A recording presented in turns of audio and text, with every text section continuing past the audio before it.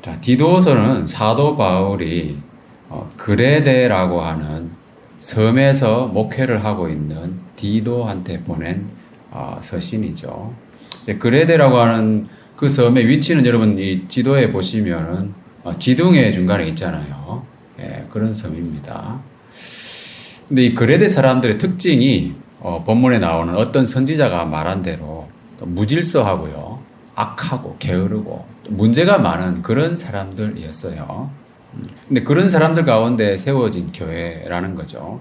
그러다 보니까 이 믿는 사람들도 그 전에 가지고 있던 습성들이 있잖아요. 그것들을 완전히 버리지 못하고 건전하지 못한 그러한 생활 습관들이 많이 팽배해 있었던 것 같습니다. 자, 이런 사람들 가운데서 이 사역을 하는 이 디도의 입장에서 이 복음 전하는 사역을 잘 감당한다고 하는 것이 쉬운 일은 아니잖아요. 그래서 특별히 사도 바울이 권면의 메시지를 써가지고 이렇게 편지를 보냈는데, 이러한 좀 환경이 좋지 않은 그런 상황에서 이 사역을 하는 데서 가장 중요한 건 뭐냐면은 영적 지도자를 각 지역마다 잘 세우는 것이 중요하다는 겁니다. 그래서 1장 5절에 보면은 각 성의 장로들을 세우게 하려 합니다.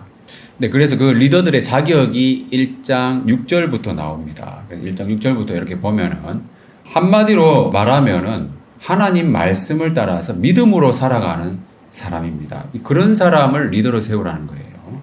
또 그런 사람이 리더가 되어야 되겠죠. 그래서 이 내용을 잘 요약해 주는 부분이 바로 이 마지막 구절이죠. 마지막 구절에 보면은 믿은 말씀의 가르침을 그대로 지켜야 하리니. 그래서 말씀대로 살아가는 사람들이라고 할 수 있습니다. 그런데 그 이유가 바로 뒤에 나와 있는 내용이죠. 이는 능히 바른 교훈으로 권면하고 거슬러 말하는 자들을 책망하게 하려 함이라. 이 말씀에서 지도자의 역할을 두 가지로 생각해 볼 수가 있습니다. 첫 번째는 바른 교훈을 권면하는 것이죠. 그리고 두 번째는 거슬러 말하는 자들을 책망하는 것이죠. 예. 자, 지도자는 이런 일을 하는 사람이라는 겁니다. 자, 이런 일을 하려면 어떻게 해야 되느냐? 말씀대로 살아가는 삶이 반드시 뒷받침이 돼야 된다는 거죠. 그렇지 않으면은 과연 이런 일을 할 수 있겠습니까? 바른 교훈을 권면을 할 수 있겠습니까? 권면하기 어렵잖아요. 그리고 권면한다 하더라도 위선자가 되는 거잖아요. 자기는 그 말씀대로 살지 못하는데. 예. 그리고 거슬러 말하는 자들을 책망을 해야 되는데 책망을 할 수가 없잖아요. 자기가 그렇게 살고 있지 못하니까. 지도자의 말에 권위가 서지 않는다. 그래서 이 지도자로서의 역할 자체가 이루어질 수가 없다는 겁니다. 삶이 뒷받침되지 않는다면은. 그래서 리더를 세울 때는 반드시 이 삶에서 나타나는 이 복음의 능력을 확인하고 세우라는 것이죠. 자, 이런 말씀을 보면서 저도 자신을 많이 돌아보게 되는 거죠. 꼭 저같이 이렇게 목회를 하는 사람뿐만이 아니고 여러분들의 삶 속에서도 개인적으로도 이런 것을 잘 적용할 수가 있겠죠. 자기의 삶을 돌아보는 그런 거울이 되는 말씀입니다. 자, 그리고 여기 보면 이제 지도자의 역할을 제가 말씀을 드렸는데 여기서 두 번째가 뭐라고 했습니까? 거슬러 말하는 자들을 책망하는 거잖아요. 이것도 참 중요한 역할이거든요. 교회에서 요즘은 거의 책망하는 일이 잘 없잖아요. 사회적인 분위기도 그렇다 보니까. 그런데 이 거슬러 말하는 자들에 대한 부연 설명이 바로 오늘의 본문의 말씀이라는 겁니다. 그러면은 이 거슬러 말하는 자들은 누구인가? 사도 바울은 이 사람들에 대해서 좀 길게 이야기를 하고 있는 거예요. 그리고 특별히 이 거슬러 말하는 사람들에 대해서 강조를 하면서 경계의 메시지를 전하고 있습니다. 자, 사도 바울이 디도서 1장에서 오늘 본문 부분을 특별히 강조하고 있는데요. 그것은 이 단락의 구조를 보면 알 수가 있습니다. 10절부터 16절까지의 이 단락의 구조를 보면은 교차 대꾸 구조라고 해가지고 비슷한 내용이 양쪽에 배치가 되면서 가운데 핵심적인 내용이 있는 겁니다. 이런 구조는 특정 내용을 집중적으로 강조하면서 독자들의 주의를 촉구한다거나 보다 깊은 인상을 남기고자 할 때 사용하는 구조입니다. 그래서 헬라 문학이라든지 히브리 문학에서도 종종 애용하는 방식이거든요. 구약 성경에도 이런 구조로 되어 있는 책들이 여러 개 있습니다. 자, 그래서 이런 구조에서 가장 강조되고 있는 핵심적인 부분은 뭐겠습니까? 가운데 있는 거겠죠. 그죠? 그래서 그레데인의 거친 품성이라고 하는 거예요.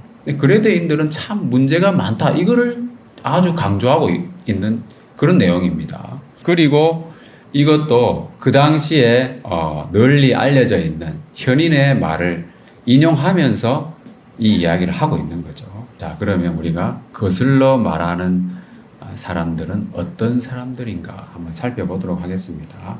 앞에서 나온 영적 리더로 세워야 될 사람들하고 정반대되는 내용들이라고 볼 수 있겠죠. 자, 1장 10절에 보면은 자, 불순종하고 헛된 말을 하며 속이는 자가 많은 중 할례파 가운데 특히 그러하다 그랬습니다.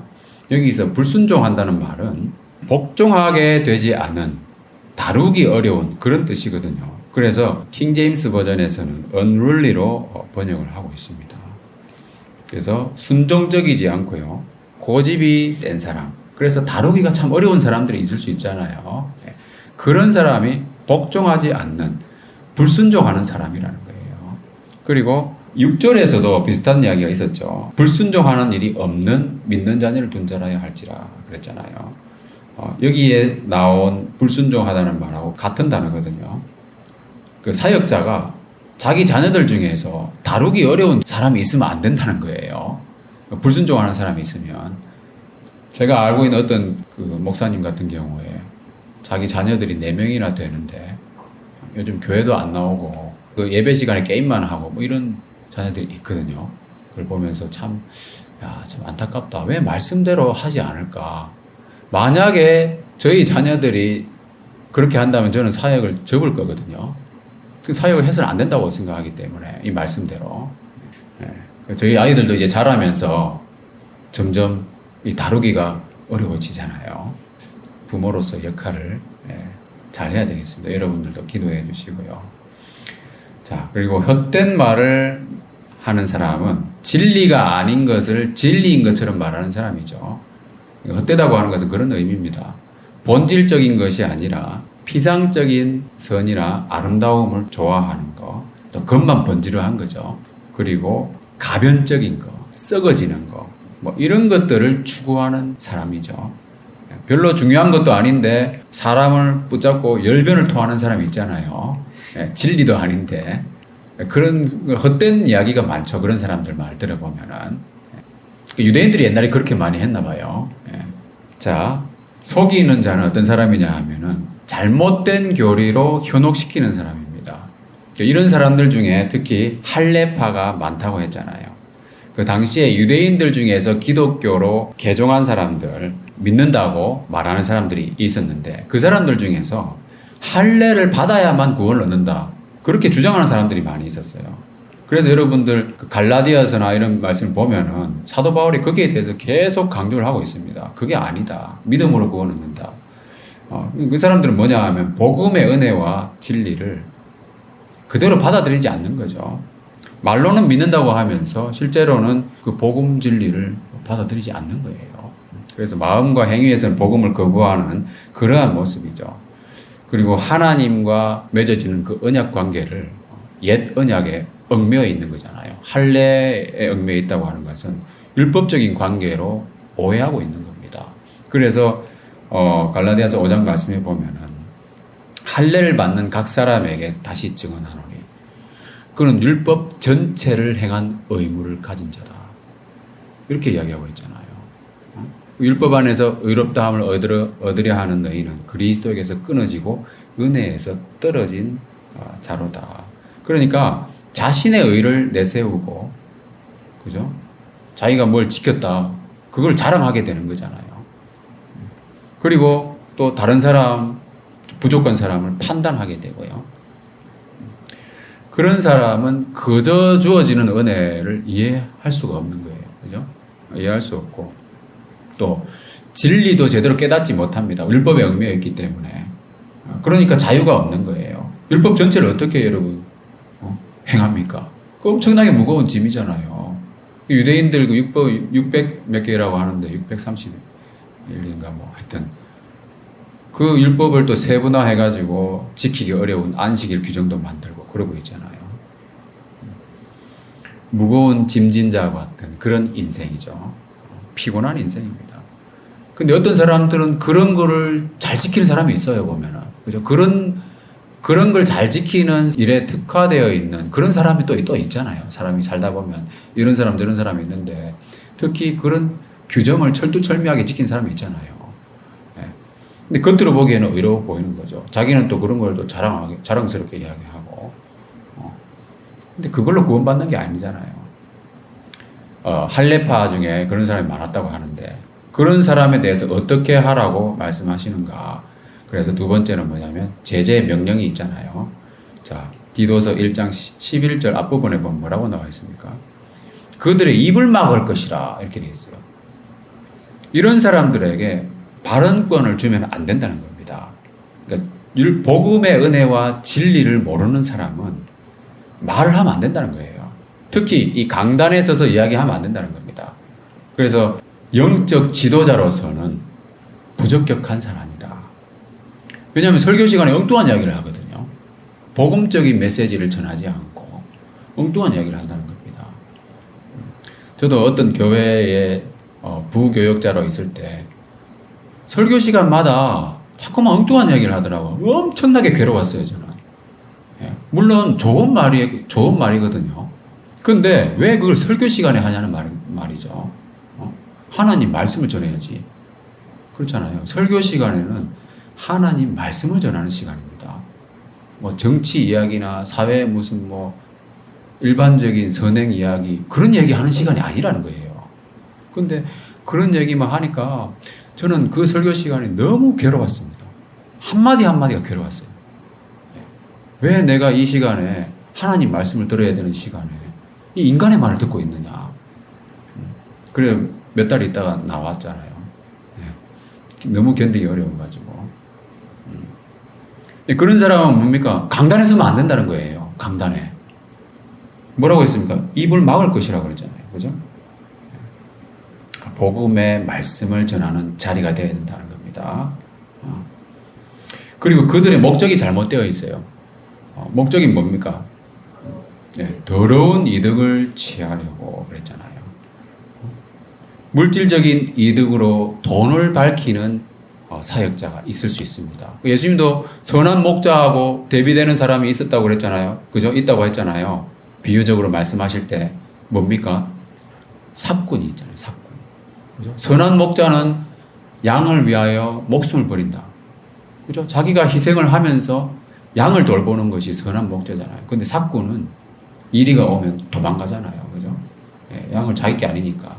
자기 양이 아니기 때문에 도망을 가는 거예요. 그래서 돈 받고 일하는 어떤 직업적으로 일하는 사역자 경계해야 되는 거예요. 물론 필요한 사례는 받을 수 있죠. 생계를 위해서 전적으로 일하는 분이 있기 때문에 그리고 실제로 예수님께서도 일하는 자가 그 삭을 받는 것이 마땅하다고 하셨기 때문에 그럴 수 있습니다. 그런데 그걸 넘어가지고 정당한 보수를 넘어가지고 이익을 탐한다든가 그것은 아주 잘못된 것이다. 그리고 물질적인 것뿐만이 아니라 더러운 이득이라고 하는 것은 사람이 물질적인 욕구만 있는 게 아니잖아요. 사회적인 욕구, 정서적인 욕구가 있을 수 있습니다. 그리고 어떤 공명심을 채우려고 하는 욕구. 그래서 사람들을 모아서 세력을 만들고 싶은 권력에 대한 욕구 있잖아요. 그 더러운 이득이라는 거예요. 그것도. 그래서 성도들을 섬기려고 하기보다는 자기 사람들을 만들어가지고 종처럼 부리려고 하는 그런 사람들 실제로 많이 있거든요. 사도행전 20장에 보면 이런 말씀이 있어요. 사도 바울이 에베소 교회 장로들을 초청해가지고 전하는 메시지에 이런 얘기를 합니다. 자기를 따르게 하려고 어그러진 말을 하는 사람들이 일어날 것이다. 사도 바울이 사람에 대한 이해가 아주 깊은 사람이잖아요. 그죠? 그러니까 내가 떠나면은 여러분들 중에서 장로들 불러왔잖아요. 나름대로 지도자들급입니다. 그 사람들 중에서 자기를 따르게 하려고 하나님 말씀을 혼잡케 하는 사람이 일어날 것이다. 그렇게 얘기하는 거예요. 그러니까 사람들의 욕구라고 하는 것이 반드시 돈에만 있는 것이 아니고 그런 의도로 접근을 하는 사람들은 어그러진 말을 하게 되어 있는 거예요. 순전한 하나님 말씀을 전하기보다는 엉뚱한 이야기를 하게 되어 있다는 거예요. 이것이 바로 물질적이지는 않지만 더러운 이득을 취하려는 모습이다. 그래서 오늘 본문에도 보면은 뭐라고 했습니까? 더러운 이득을 취하려고 마땅하지 아니한 것을 가르친다고 그랬잖아요. 그죠? 그러니까 이런 사람들은 입을 막아야 되는 거예요. 발언권을 주면 안 된다. 그래서 결국 어떻게 됩니까? 이런 사람들은 가정을 온통 무너뜨린다. 이 가정을 무너뜨린다고 하는 거 아무리 좋아 보이는 교리나 어떤 가르침이 있다 하더라도 가정이 무너지는 것은 뭡니까? 바른 가르침이 아니라는 거예요. 대부분의 이단 사이비들의 가르침은 다 이런 거잖아요. 잘못된 교리로 사람을 현혹해가지고 가정을 그냥 완전히 떠나게 하잖아요. 그죠? 신천지가 대표적인 그런 집단이잖아요. 예나 지금이나 이 말씀이 그죠? 이렇게 기록되어 있는 걸 보면은 별로 달라진 게 없는 것 같아요. 그때나 지금이나. 가정은 하나님이 세우신 가장 기본적인 사회 조직이잖아요. 10계명 중에서도 인간관계에 관련된 계명의 첫 번째 나오는 것이 바로 부모를 공경하라고 하는 가정에 대한 말씀이고요.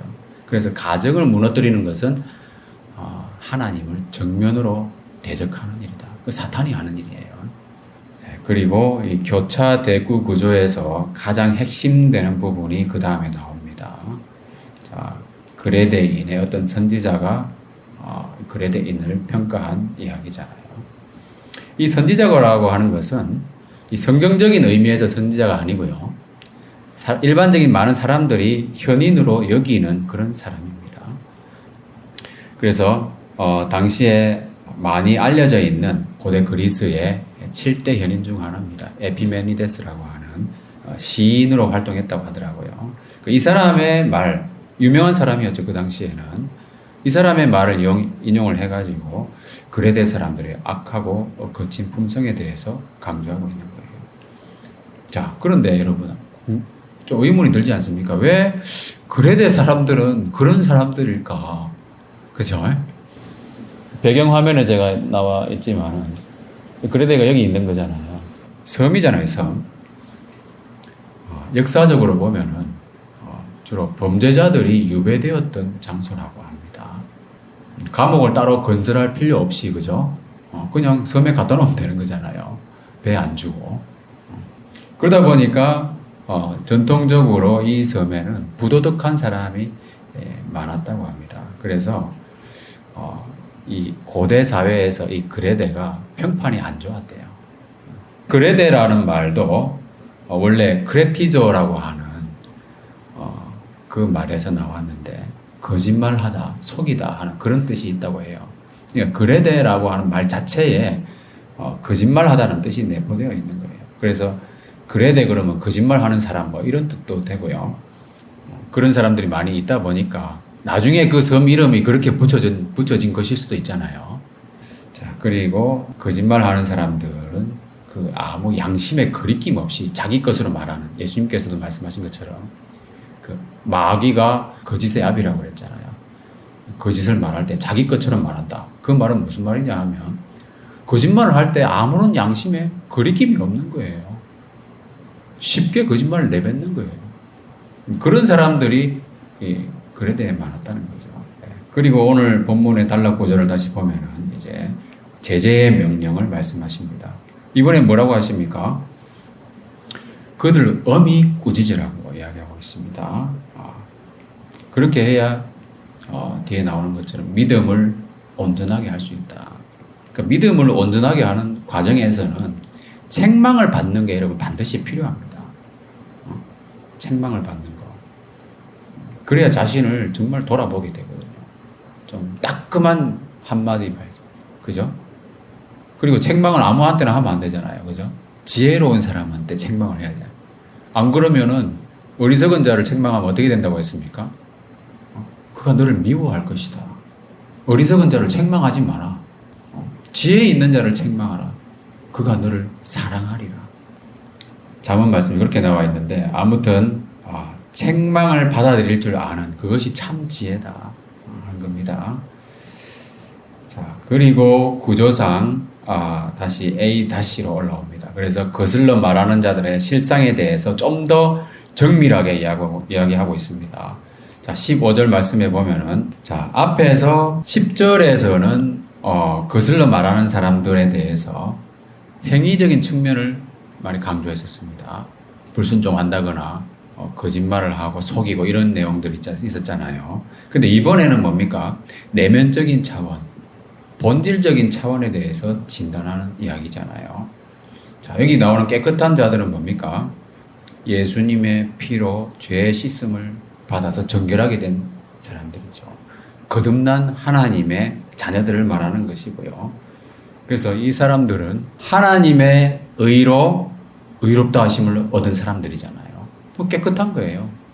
깨끗한 사람입니다. 그래서 이 깨끗한 사람들이 봤을 때는 진리를 알잖아요. 그러니까 세상에 스스로 속된 것이 없다. 지난 우리 로마서 묵상할 때 나왔었잖아요. 속되게 여기는 그 사람에게만 속되다는 거예요. 진리를 아냐. 하나님이 만드신 모든 것이 뭐라고 했습니까? 선하다고 했잖아요. 하나님이 지으신 모든 것이 선함에 감사함으로 받으면 버릴 것이 없다. 그래서 하나님의 말씀과 기도로 거룩하여진다고 했습니다. 그래서 진리를 아는 사람들이 보면 있잖아요. 다 중립적인 거예요. 그죠? 깨끗한 거예요. 스스로 속된 것이 없는 거예요. 그런데 더럽고 믿지 않은 자들에게는 아무것이 깨끗한 것이 없는 거예요. 이 사람들은 복음의 은혜와 진리를 거부하잖아요. 그리고 자기 더러운 옷을 그대로 입고 있는 겁니다. 그 열심히 누더기 같은 옷을 빨래하는 거잖아요. 하나님 앞에 나아가 보겠다고. 하나님의 의가 아니라 자기 의로 하나님에게 나아가려고 하는 사람들이죠. 아무리 열심히 빨래를 해도 광채가 안 나잖아요. 그죠? 예. 하나님 앞에서는 칭찬을 받을 수가 없는 거예요. 하나님의 의를 받아 입어야 그곳에 광채가 나지. 자, 근데 이런 사람들은 진리와 상관없는 율법적인 규정으로 자신을 속박을 하잖아요. 그러니까 겉으로는 그럴듯한 종교 행위를 많이 합니다. 그렇지만 반대로 내면이나 자기 개인의 삶 속에서는 매우 세속적인 생활을 하는 것이죠. 그래서 이 말씀 마지막에 보면은 그들의 마음과 양심이 더러운지라. 그랬어요. 하나님을 두려워하지 않는 사람들인 것을 생각해 보면은 지극히 당연한 거예요. 하나님을 두려워하지 않기 때문에 그 사람들은 하나님 없다고 생각하잖아요. 그죠? 자기 마음대로 행동을 하는 겁니다. 자, 그리고 이어지는 마지막 구절에 보면은, 입으로는 하나님을 안다고 고백하지만 행위로는 부인하는 사람들, 거슬러 말하는 사람들이 이런 사람들이라는 거예요. 믿지 않는 거죠. 입으로는 믿는다고 하지만 자기 삶은 그게 아닌 거거든요. 믿음이라고 하는 것은 반드시 순종을 수반을 합니다. 믿음과 순종은 항상 같이 가는 거예요. 믿음이 있는데 순종이 없다. 그거는 있을 수 없는 일이에요. 있을 수 없는 일이에요. 그런데 순종이 있는데 믿음이 없다. 그렇게 말하기보다는 행위는 있는데 믿음이 없는 경우는 있을 수 있습니다. 위선자들, 그죠? 행위는 있잖아요. 근데 믿음은 없어요. 선행은 베푸는데 자기 영광을 위해서, 자기 의를 위해서 선행을 하는 사람 많이 있습니다, 여러분. 그렇지만 그 사람들 마음과 양심은 더러운 사람이 있을 수 있습니다. 그렇지만 믿음이 있는데 순종이 없다? 그런 경우는 있을 수가 없다는 거예요. 그래서 믿음과 순종은 항상 같이 가고요. 믿음 따로 순종 따로가 아니다는 거예요.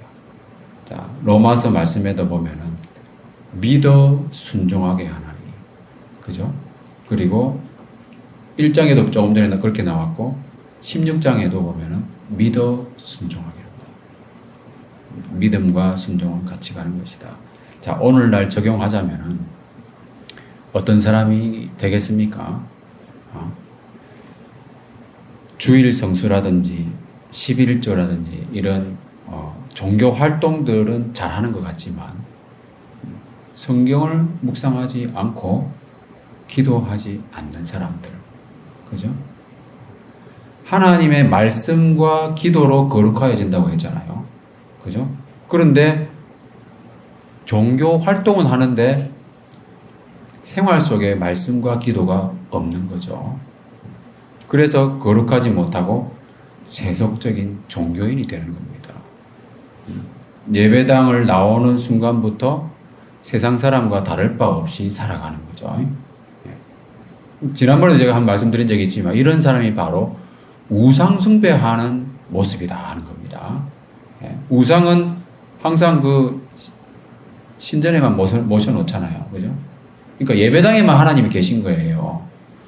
그 예배당 바깥에는 하나님이 없기 때문에 자기 마음대로 사는 거죠. 그래서 장소적인 성전 중심의 종교생활. 교회는 건물이 아니다. 성전도 건물이 아니라 우리의 몸이다라고 그렇게 하나님 말씀을 가르쳐도 믿지 않는 거죠. 그리고 그렇게 가르치는 사람도 별로 없어요. 정말 여러분 교회 성전 건축한 것 많이 들어보셨잖아요. 그죠? 일반 교회에서 그런 얘기 많이 합니다. 실제로. 그 잘못된 개념이잖아요. 그죠? 예배당 건축하는 거죠. 교회 건물을 건축하는 거죠. 그런 개념으로 살아가는 사람들. 그런 사람들은 절대 강단에 서면 안 된다는 거예요. 복음을 이야기하지 않기 때문에. 복음은 뭡니까, 여러분? 우리가 성전이잖아요. 그게 복음이에요. 진리 아닌 것을 가르치는 그런 것들은 경계해야 된다. 자, 말씀을 마무리하겠습니다. 오늘 이 본문의 구조에서 강조하고 있는 것처럼 그레데는 매우 무질서하고 거칠고 악한 사람이 많은 평판이 아주 나쁜 지역이었습니다. 그런데 이런 사람에게 사도 바울은 복음을 전했고요. 디도도 이런 사람을 대상으로 사역을 하고 있습니다. 자, 그런데 여러분, 디도의 입장에서 한번 생각해 보면은 어떤 마음이 들겠어요? 평판이 아주 나쁜 지역에서 사역하고 있는 거잖아요. 실제로 사람들이 그렇고 하나님이 왜 나를 이런 곳에 보내셨는가? 그런 생각이 들지 않겠습니까? 사도 바울도 그런 지역은 정말 피하고 싶은 그런 지역이 아니었을까? 왜냐하면 사람이니까, 그죠? 그런 마음이 들 수 있습니다. 그런데 하나님은 그런 사람들에게 복음의 일꾼을 보내신다는 거예요. 어둠의 땅에 빛을 비추는 게 복음이잖아요. 자, 에스겔서 말씀 한번 다 같이 읽어볼까요? 시작. 내게 이르시되 인자야 내가 너를 이스라엘 자손 곧 패역한 백성 나를 배반하는 자에게 보내노라. 자, 하나님이 에스겔 선지자를 누구에게 보내고 있습니까? 하나님을 배반하는 자에게 보내는 거예요. 선지자를 하나님 잘 순종하는 사람들에게 보내는 게 아니라는 겁니다.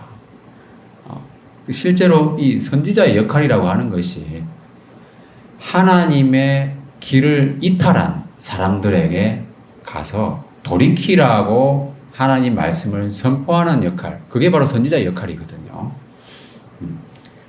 그리고 이렇게 하시는 것이 바로 하나님 나라가 세워지는 원리라는 겁니다. 자, 우리가 처한 환경, 상황 등이 참 피곤하지 않습니까? 거짓말하고 속이는 그런 사기꾼들이 많은 세상에 살고 있잖아요. 주변에 진리를 따르는 사람들이 잘 안 보이지 않습니까? 그레데와 같은 지역에 살고 있다고 생각이 될 수 있습니다. 그렇지만은 오히려 하나님의 복음의 빛을 이 어둠의 세상에 밝게 비추면서 참된 믿음으로 살아가는 저 여러분 되시기를 주님의 이름으로 축원합니다.